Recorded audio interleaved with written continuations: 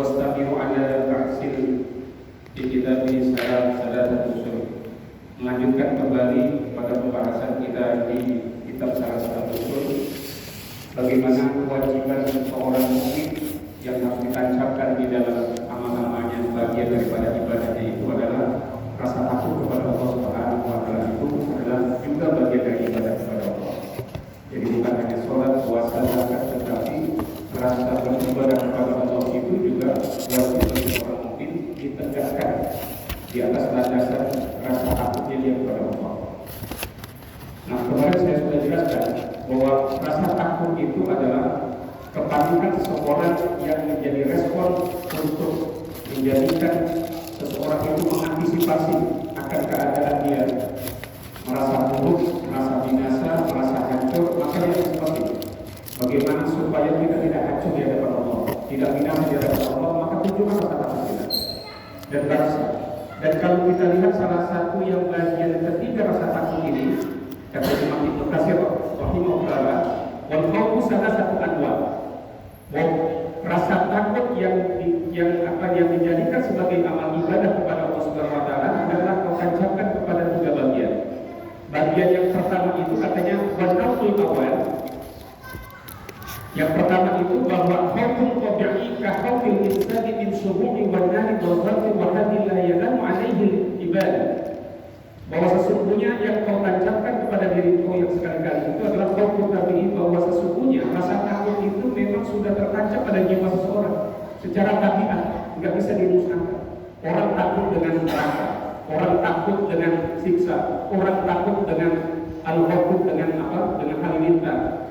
Sehingga ketika halilintar itu datang, maka Rasulullah mengajarkan kepada kita untuk membaca doanya tentang menakjubkan rasa tasbih kita kepada Allah, tentang bahwa Rasul mengatakan al-khawf adalah merupakan makhluk Allah, halilintar ini makhluk Allah. Maka ketika kita melihat luapan halilintar yang begitu kejam, maka kita tunjukkan rasa tasbih kita kepada Allah Subhanahu wa Ta'ala. Ini secara tabiat. Sehingga disebutkan adalah bahwa tabiat yang dialami juga oleh para sahabat Rasulullah ketika dia disiksa, ketika dia dianiaya, tertekan, dan bahkan tergoda, ditekan-tekan untuk menghindari seperti ini, akan muncul rasa takut. Rasa takut dari Yasir ketika bapak dan ibunya itu dibunuh. Sehingga akhirnya Yasir itu mengatakan kepada Rasulullah, aku berbohong, menancapkan bahwa aku sudah melepaskan keimananku, lalu aku mengatakan kekuburan. Maka Rasul tahu bahwa hatinya Yasir adalah melindungi rasa takutnya itu agar dia tidak terbunuh. Untuk supaya tidak terbunuh, untuk bisa mengantisipasi dirinya itu tetap bertahan dalam keadaan kondisi mengikuti Rasulullah sampai Yasir ini mengikuti beberapa kali perang. Maka ini juga mengantisipasi pada kita. Jadi kalau kita mengantisipasi, ya Allah, saya takut nih anak saya nanti begini-begini, maka dia antisipasi anak masuk pesantren, maghrib takut, Allahu Akbar. Mengantisipasinya dengan cara apa? Secara membimbing semua manusia orang takut. Orang tua juga takut kalau anaknya ini tercebur kemana-mana. Bahkan sekarang tidak perlu juga khawatir gitu. Kita takut anak kita nanti terimbas dengan kasus-kasus yang terjadi. Kasus yang kita lihat bagaimana kejadian di situ Mulyo. Seorang anak bisa menusuk mata saudaranya, mata satu kelasnya itu sampai buta. Ini kan tabiatnya.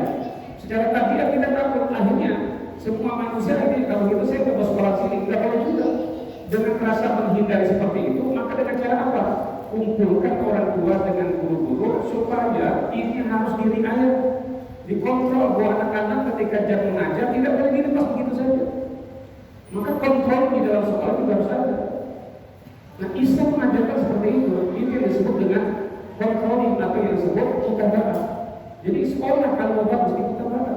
Gurunya ini kira-kira bagus apa enggak? Maka pada saat itu ada perintah profetis. Guru ini bagus apa enggak? Anaknya bagus apa? Jangan sampai guru-guru ini menganiaya murid-muridnya sampai disodomi. Ya gampang itu. Basisnya Islam, kekuatannya sunnah, tetapi di dalamnya kotos.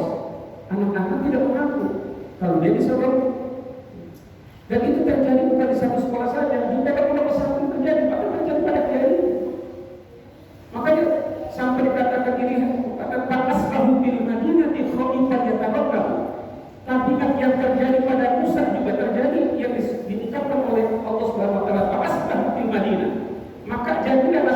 di kota Mesir itu khalifah yatarokabu. Musa merasa takut, kecut, dan akhirnya dia lari menghindari katanya untuk kejaran Firaun. Padahal kerjaan Nabi Musa adalah melakukan Islam, terjadinya pertikaian kedua orang Bani Israel dipisahkan karena saking kuatnya. Akhirnya dua orang ini jatuh, ketika jatuh ternyata tewas. Karena tewas terdengar oleh Firaun. Karena terdengar oleh Firaun, maka Musa mendapatkan utusan dari Allah SWT, yaitu malaikat Jibril untuk segera meninggalkan Madinah itu. Jadi bahal Madinah. Maka ketika terjadi rasa takut dan panik bagi Musa, itu tabiat. Yang kalau bukan Nabi, seharusnya tidak perlu juga dia rasa takut. Tetapi pada Nabi, ada juga rasa takut di situ. Khawatir. Dia khawatir, karena rasa khawatir yang akhirnya nanti dakwahnya jadi terputus dan tidak ada regenerasi. Maka dia supaya dakwahnya semakin panjang karena Firaun belum sampai sadar, maka Nabi Musa itu diminta untuk meninggalkan Mesir. Ketika Musa meninggalkan Mesir, apa yang terjadi? Hijrahnya Musa tanpa peralatan apapun, tanpa daripada perbekalan apapun. Kalau kita ini mau menghijrahkan diri kita di daerah permataan dalam, satu yang harus kita bangun rasa takut kita ini adalah takut khawatir anak-anak ini enggak lagi cinta kepada Masjid Ar-Raudhah. Maka kalau saya sangat marah kalau ada pengurus yang melarang anak-anak masuk ke masjid dan bahkan diusir anak-anak itu. Gara-gara apa? Dia pengen supaya masjid ini tenang, tidak ada keributan.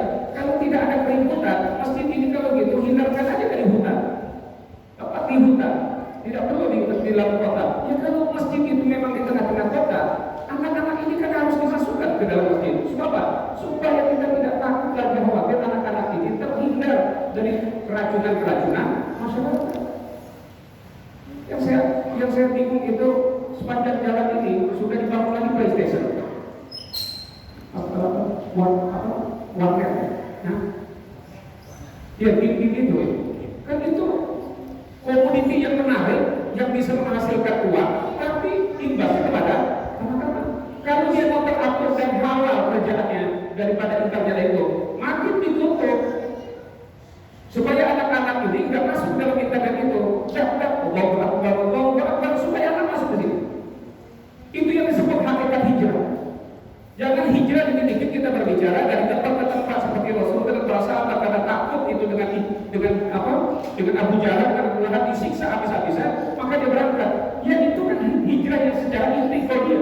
Yang sekarang yang kita hadapi adalah hijrah imaniyah, menghijrahkan kondisi keimanan kita yang mengarah kepada asyukuriyah. Asyukuriyah artinya apa? Iman kita ini bukan sekedar hanya ucapan yang bisa, tapi ada syukur, sensitivitas. Sensitif dalam jiwa kita. Kalau sudah terpakai Allahu Akbar, idza yastaqimul adzan. Jika kau sudah mendengarkan suara azan, qum di salat. Segera kau masuk ke masjid, tegakkan salat. Mahna zunubiha. Dalam kondisi apapun kau katanya, tinggalkan itu. Kalau bengkel, dia tidak tahu bahwa maghrib itu sudah berkumandang di tempat, maka dia tinggalkan kalau dia sebagai karyawan bengkel. Kenapa?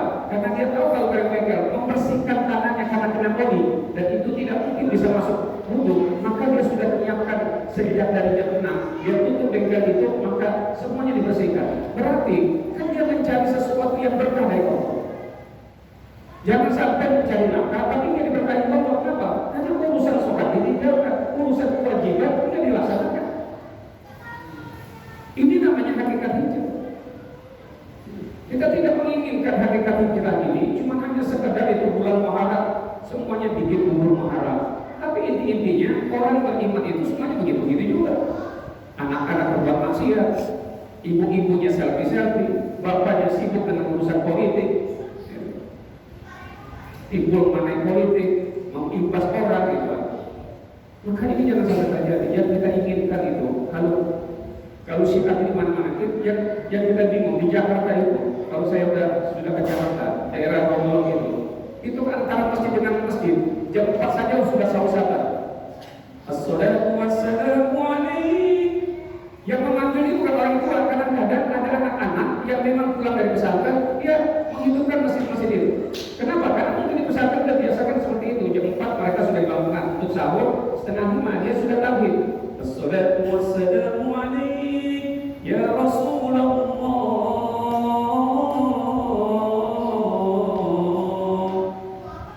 Kalau ada di Masjid Ar-Raudhah ini yang lulusan dari pesantren-pesantren, dia hidupkan Masjid Ar-Raudhah ini, siapa yang kira? Orang tuanya. Kenapa? Karena itu adalah darah dagingnya, spermanya, rahim dan ibunya hidup ketika diberikan pesantren, tapi dihidupkan masjid-masjid Ar-Raudhah. Kenapa? Karena dia pengen membangkitkan nilai-nilai pada syukur dalam imannya. Daya rasa imannya itu terasa dan juga sensitif. Oh, ya udah masuk jam 4, dia tak mungkin akan timbul rasa tidur. Dia tidak timbul kenikmatan tidur. Yang timbul adalah alhamdulillahilladzi akan kamu. Maha suci Allah yang sudah membangunkan saya. Baru ditidurkan sebentar Allah membangunkan. Maka ketika dibangunkan kita bersyukur kepada Allah, maka kita bertabik. Kalau di Jakarta tabik di mana-mana, tapi jam 4.30 itu udah macet di daerah saya. Jam 4.30 udah macet daerah Roblok. Kenapa? Karena itu pasar bunga. Saya pikir orang baru tabik, belum sholat subuh, tapi udah sibuk gitu. Tapi mudah-mudahan kesibukannya habis ketika sholat sholat azan subuh, dia sholat sih. Tapi wallahu a'lam. Tapi udah macet gitu. Di depan rumah saya pas jalan Roblok itu udah macet itu. Kenapa? Karena rumah saya itu pas pasar bunga, pasar tembak, yang itu pasar adalah se-Asia Tenggara, dari Thailand, dari Malaysia sampai juga ke situ. Karena jualannya anggrek, bunga-bunga yang buat orang-orang nikahan buat apa? Dan segala rupa kembang kalau mau cari di Roblok itu ada semuanya.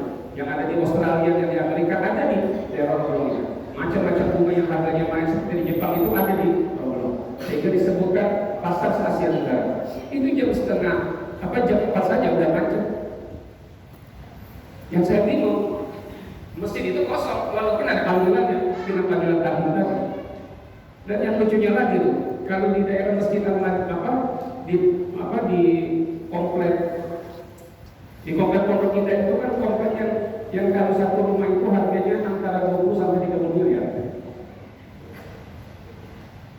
Komplek komplek Pondok Indah gitu. Kalau sekali keluar mobilnya itu ya mobil yang harganya 2,5 M sampai 5,5 M. Sehingga ada masjid yang terpampang di situ kuat, gitu. Dan saya pernah memberikan bintang dipakai masjid itu untuk bintang gitu. Saya isi itu. Saya tanya anak pengurus masjidnya, Pak, ini kalau subuh ada yang sholat itu? Tidak ada lah Pak. Kenapa? Ya masyarakatnya kayak gini katanya. Masyarakatnya kayak gitu artinya apa? Ya udah nafsu sendiri-sendiri, gak ada urusan lagi sholat di masjid itu. Masyarakat yang udah tingkat tinggi gitu kan, rumahnya harganya 20 sampai 50 miliar, harga rumahnya aja tuh sampai 50 miliar. Itu rumahnya aja.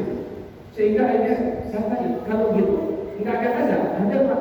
Sekarang ini lagi sedang diiklankan gitu, siapa yang bisa azan di masjid Pondok Indah itu digaji 6 juta per bulan. 6 juta per bulan, nggak ada yang lama. Karena dia azan, dia sendiri yang imam, dia sendiri yang makmum. Masya Allah. Tapi kita bersyukur kerinci ini, walaupun dari dipanggil dengan tahun Assalatu wassalamu alaik, tapi setengah 5 orang sudah menyetel suara-suara tilawatul Quran, itu sudah merasakan asyur ala imaniyah bil hijrati. Berarti satu hijrah yang kuat bagi seseorang yang kepada Allah, munculnya rasa syukur. Hidup hatinya, rohnya hidup, tidak mati rohnya. Jadi kalau ada orang yang tidak terpanggil dengan suara azan tadi, tidak pernah menghidupkan masjid ini dengan taklim kali ini, berarti memang dia seperti orang yang mati dalam keadaan fisiknya hidup, tapi ruhnya mati. Jadi jangan ditanya, kenapa orang udah maghrib itu masih kerja juga? Kenapa orang masih hidup? Ya bisa jadi dia cuma hanya secara fisik saja manusia, tapi ruhnya terhadap Allah udah mati. Karena dia tidak meyakini Allah.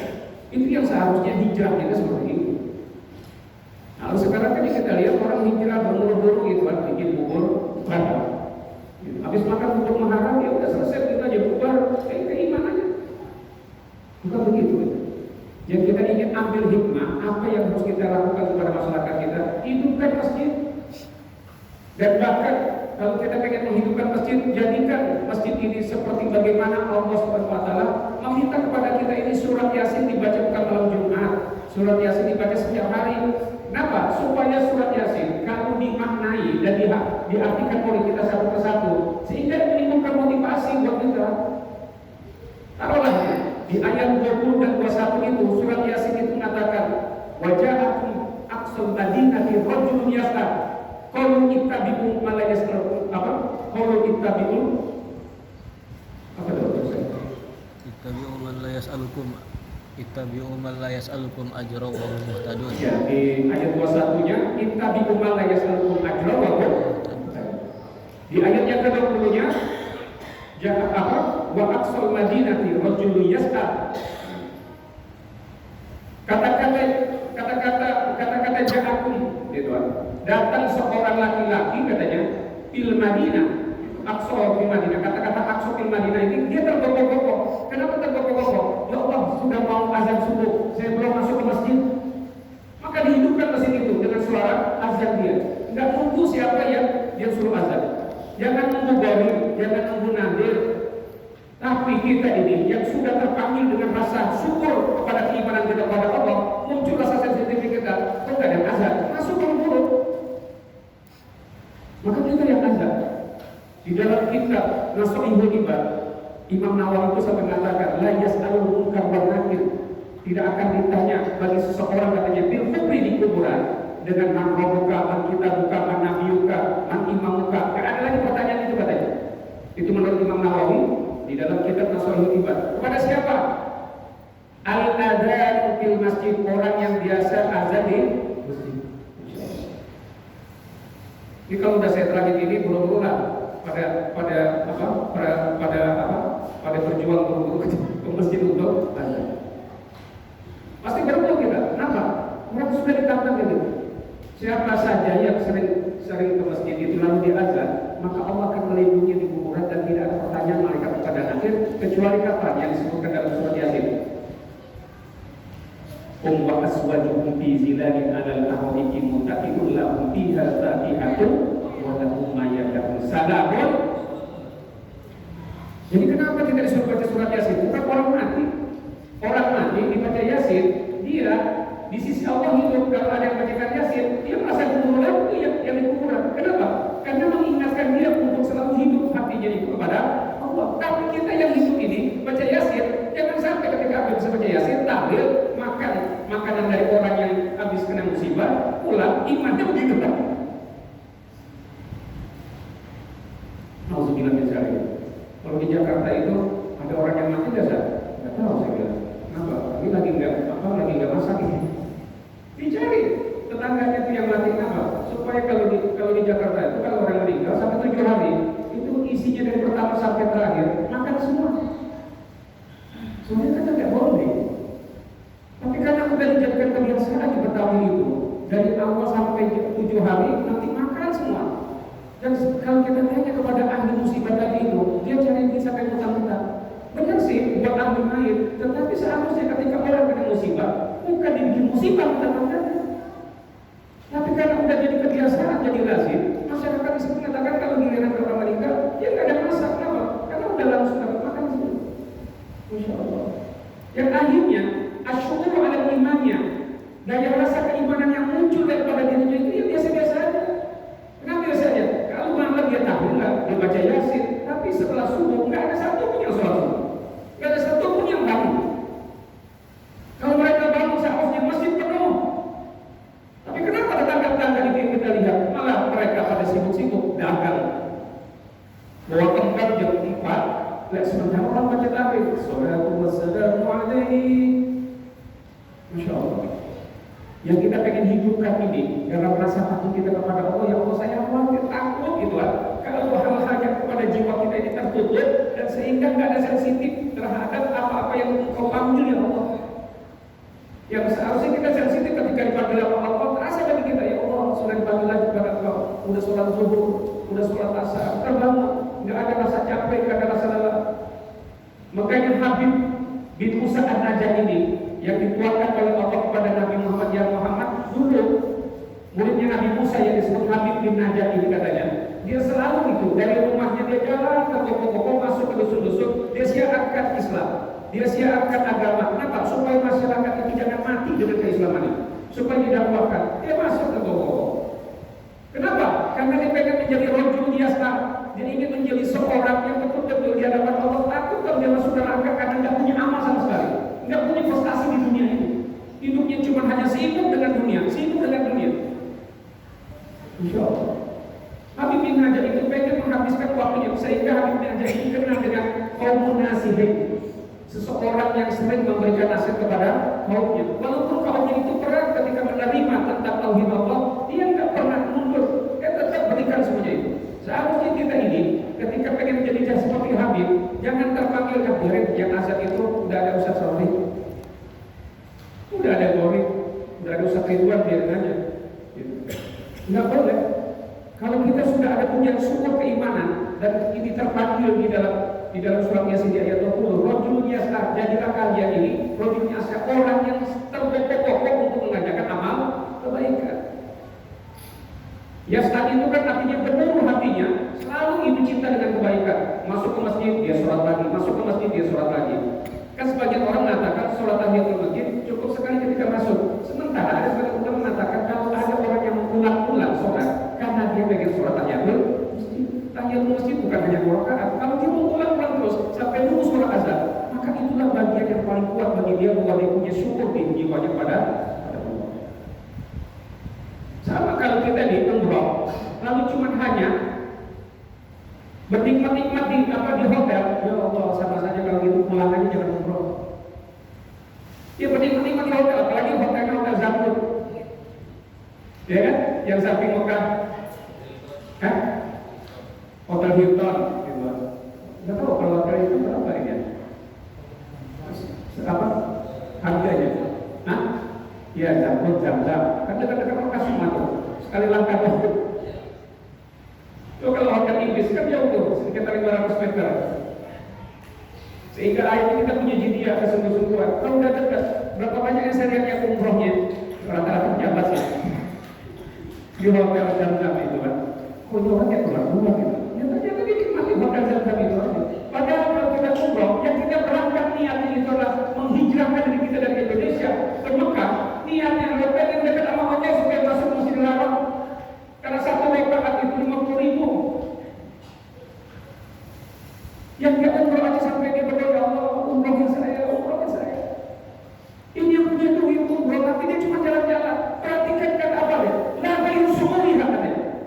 Orang kalau udah nggak ada syukurnya kepada Allah, lahok bil ibadah. Nggak ada lagi rasa cinta di pengen ibadah di Masjidil Haram. Nggak ada. Hilang semuanya itu. Tapi kalau orang udah nyiapin dirinya sampai dia sampai dia nabung hampir 5 tahun itu baru dia pengen umroh gitu. Berarti ada jini, ada kesyukuran. Kenapa? Karena muncul asyukur, daya rasanya itu. Itu yang disebut adalah orang yang rasa takut kepada Allah. Dia khawatir kalau nanti jiwanya itu tidak ada investasi buat Allah. Investasi kita ini amal. Makanya di dalam surat Al-Kahfi dia setiap malam Jumat kenapa selalu baca? Karena ada motivasi surat Al-Kahfi di ayat 2. Wa basyiril mu'minina alladzina ya'maluna sholihat anna lahum ajran hasanah ma'tisina fihi. Kan jelas banget tuh surat Al-Kahfi, cuma banyak yang kita baca Al-Qur'an enggak masuk ke dalam jiwa kita. Seperti orang minum kalis jadi air seni lagi jadi air kencing. Bukan kalau kita minum tertahan di dalam jiwa kita ini. Kenapa? Karena bergemuruh. Sehingga menimbulkan daya semangat, daya juang dan daya untuk beribadah kepada Allah.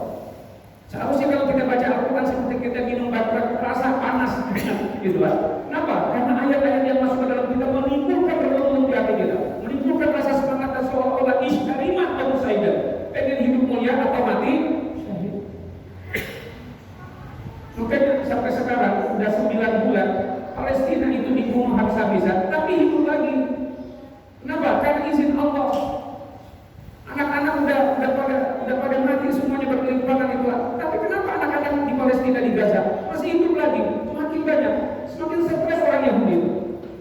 Orang-orang semakin stres, udah dibunuh, dibom habis gitu. Ini anak nggak habis-habisnya masih hidup juga. Muncul lagi di perkampungan-perkampungan. Ya bingung dari mana nih anak?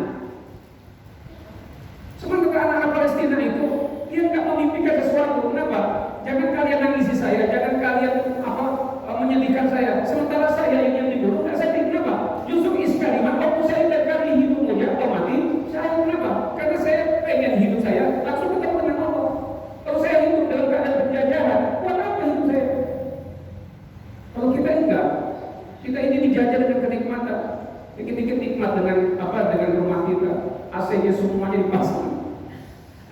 mau ke masjid. Coba kalau masjid ini dipasang AC semuanya, orang nikmat lebih enak di masjid apa daripada di rumah. Alhamdulillah. Sejak saya ngisi di awal itu tahun 2010-an sampai sekarang tidak ada matinya Allah. Kenapa? Karena orang-orangnya semuanya amal-amalnya di hadapan Allah Subhanahu wa taala. Kita bayangin, kenapa? Karena masjid ini dihidupkan dengan taklimnya, dengan majlis-majlisnya itu. Yang dampak siapa sih? Di sekitar kita ini akan menjadi dampak hidayah. Terutama siapa? Anak-anak kita yang kecil-kecil akan muncul menjadi anak-anak yang nanti soleh dan soleh. Kenapa? Karena bapaknya semuanya hijrah, nggak pernah tinggal di tempat, nggak pernah tinggal di rumah, selalu masjid ini dihidupkan. Kadang-kadang habis isya habis maghrib nanti setelah ta'lim masih ada taksim Quran. Masya Allah. Kan kita pengen masyarakat kita hidup dengan nilai-nilai hijrah seperti itu. Jadi Bapak Ibu sekalian, kadang-kadang saya bingung dengan gereja Tuhan. Kalau giliran kontes kemarin yang diundang oleh Bupati dari Jakarta itu, dari Pangkalan Kuras sampai Lesok datang itu. Tapi ini besok ada Profesor Dr. Somad yang datang dari Pangkalan Kuras dari sepi ya. Padahal yang datang setimpal luas yang bertingkat internasional. Kenapa sih yang terjadi itu? Jiwa manusia kita ini semuanya rapuh gitu. Makanya disebutkan oleh Buya Hasan, idza qasabtum biha. Jika jiwa rasa takut kita ini nggak pernah dimunculkan, nggak pernah rasa khawatir anak-anak kita ini mati dengan tidak paham akidah, mati tanpa keimanan, tidak hidup masjid-masjid. Wa idza qasabtum biha, jika kau biarkan sistem ini dan tidak dihidupkan majlis-majlis, tidak dihidupkan masjid-masjid ini katanya, satadau anhum fil mauti, maka niscaya sedikit-sedikit masyarakat ini akan mati dan rapuh dan tidak ada durasinya. Siapa yang jadi imam? Siapa yang nanti akan yang azan? Siapa yang nanti yang iqamah? Tidak ada lagi durasi. Kenapa? Semuanya mati. Mikirin masalah dunianya saja. Jika hidupnya penuh dengan dunia, tidak ada lagi orang hidup dengan takaran Allah Subhanahu wa taala. Masya Allah. Tidak diabarkan Allah. Makanya oleh karena itu kalau kita sudah banyak menunjukkan masjid ini kan disebut hijrah namanya. Meninggalkan sesuatu yang dilarang Allah menuju kepada kebaikan-kebaikan, maka orang yang hijrah itu katanya di saya satu wasi'ah rizquhu, rezekinya dijamin Allah luas. Saya tanya di sini masih ada yang masih hujan? Masih ada yang hujan? Waktu saya ceramah nikah di Meranti itu, ternyata yang nikah di seorang ustaz lulusan Anwa ini jurusan bahasa Arab, gitu. Fasih bahasa Arabnya itu kan. Ternyata saya bilang, waktu saya ketemu di Meranti tahun 2017 kemarin kan saya bilang, Ustaz tapi mau nikah. Kenapa nggak jadi sekarang udah nikah itu? Saya masih tahu Ustaz. Aku Ustaz. Ternyata apa? Ukuran orang nikah di Meranti itu kalau udah punya rumah, kalau ada kontrak, ya nikah lah orang. Padahal Allah Subhanahu wa taala menyebutkan iyakuna fakiran, jika engkau merasakan ada rasa kefakiran dan tidak kemampuan. Wa yaqullahu bihi min fadlihi, maka niscaya aku Allah akan menampung semua apa yang kau khawatirkan dengan fakiran itu dengan karunia kepada Allah. Jadi kalau orang mikir-mikir ya Allah saya sudah punya rezeki ngajar itu dengan rezekinya itu cuma hanya 1 juta lah sebulan, maka jadikan niat bahwa ya Allah saya ingin jadikan hijrah saya ini untuk Engkau ya Allah, saya pengen nikah. Kan janji Allah kepada kita itu adalah siapa yang nikah wasi'an rizquhu, rezekinya diluaskan. Kenapa? Karena Allah menjamin orang yang sudah punya istri tidak mungkin akan merasa tidak mampu nanti, dimampukan oleh Allah untuk rezeki. Maka ini ya, tapi bukan berarti saya memotivasi supaya kalau kawin lagi rezekinya bukan. Ya. Itu tambah masalah namanya. Bikin masalah. Tapi yang diinginkan ini katanya pemuja. Makanya sampai dikatakan rakaatul mutahhiri khairun min rakaatul usri. Satu rakaat yang dikerjakan sama orang yang sudah menikah lebih baik daripada seorang pemuja. Satu rakaat yang dikerjakan sama orang yang sudah menikah lebih baik daripada seorang pemuja. Pemuja dia seorang sampai 1000 rakaat, nggak ada kualitas. Kenapa? Karena dia belum nikah. Baru separuh agama, banyak tantangan dan ujian-ujian ketika dia sholat, itu tentu datang ke situ. Tapi kalau orang yang sudah nikah, dia udah merasa tampan, kenapa? Karena dia tidak lagi bermaksiat, ada istri. Maka rasa takut dan khawatir itu jangan dimunculkan pada kita. Kenapa? Tak perlu takut itu. Walaupun disebutkan di sini, khawful tabi'i, khawfil insani min semua. Meskipun katanya secara tabiat manusia itu terpancap pada jiwanya itu ada rasa takut, tapi kata Allah, jangan kau jadikan itu menjadi landasan engkau akhirnya tidak beramal katanya. La khairu amaliha, sehingga kau tidak banyak beramal, tidak mau beramal nikah, tidak mau beramal melakukan nafkah ke masjid, tidak mau berhikmah ke masjid, jangan. Karena Allah yang menanggung semua, menarzuqukum wa iyyakum. Aku yang menanggung rezeki kau dan aku yang menanggung semua. Sudah. Berapa? 38. Masih ada 15 menit lagi. 15 menit lagi. 14 menit lagi. 14 menit lagi.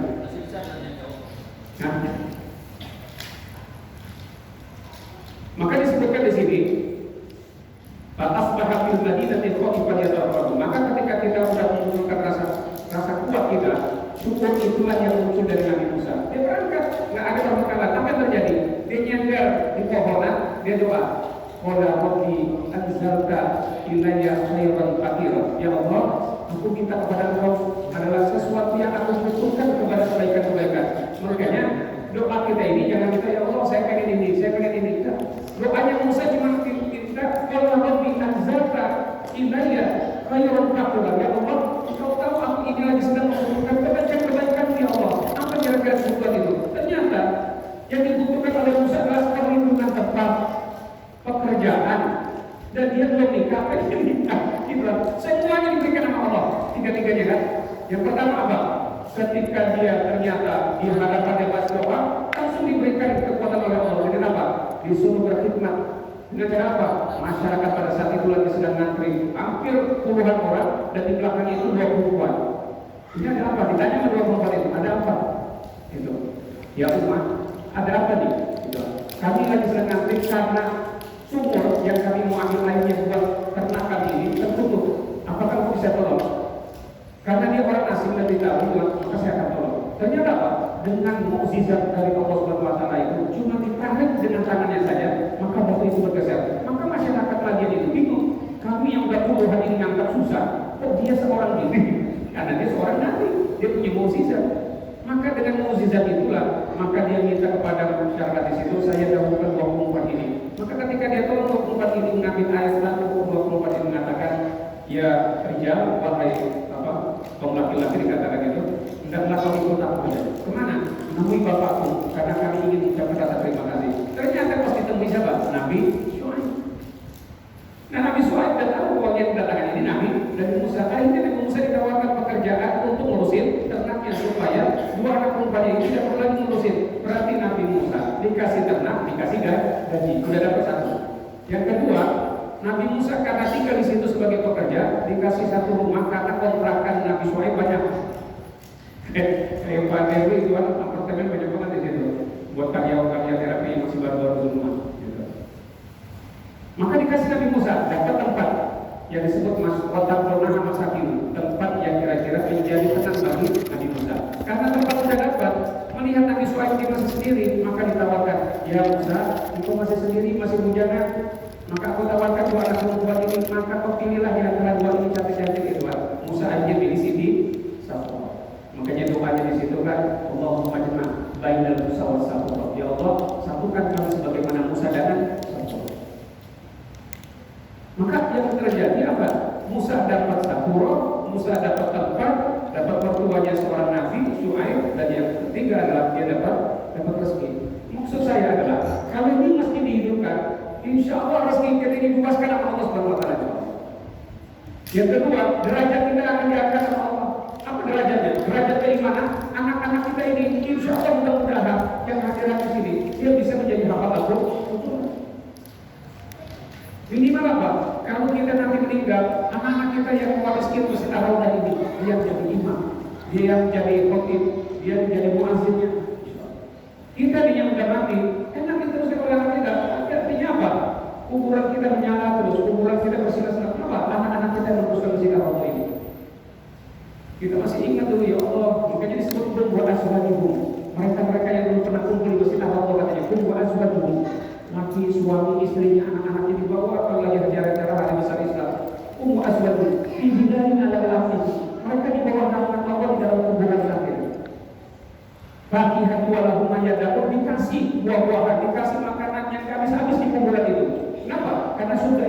surga kuburan dan surga akhirat. Dikasih Allah, tenang semua hidup.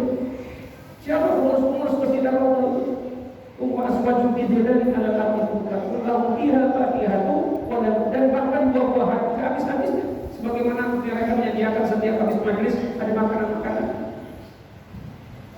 Salamun qaulan min rabbir rahim, maka mereka pada akhir masuklah ke surga dengan rasa aman. Kan enak. Enggak ada lagi pertanyaan man rabbuka, man kita buka. Pertanyaan ini dimaksudkan oleh para ulama hanya dikhususkan kepada orang yang mati dalam subur. Kalau orang yang husnul khotimah, kenapa yang bertanya orang yang husnul? Man rabbuka, man kita buka, dan pasti akan bisa jawab dengan amalnya. Tapi orang yang punya amal, yang subur, tentu akan ditanya sama malaikat jin, maka malaikat mengenai akhir, lulus apa enggak? Ternyata kamu tidak punya amal sama sekali, kenapa? Hidup engkau habis dengan masalah dunia, tidak pernah menghidupi Masjid Ar-Raudhah. Maka saat itu malaikat mengenai akhir menghantar habis-habis. Wa yudriku awjuhum, dihajar habis-habis wajahnya itu oleh malaikat munkar dan nakir. Saat itu juga nggak bisa jawab man rabbuka, nggak bisa jawab. Maka dikatakan wa yadriku wujuhahum, dipukul wajahnya itu hampir. Ya. Wajahnya ini kalau sudah dipukul oleh malaikat udah nggak ada bentuk lagi.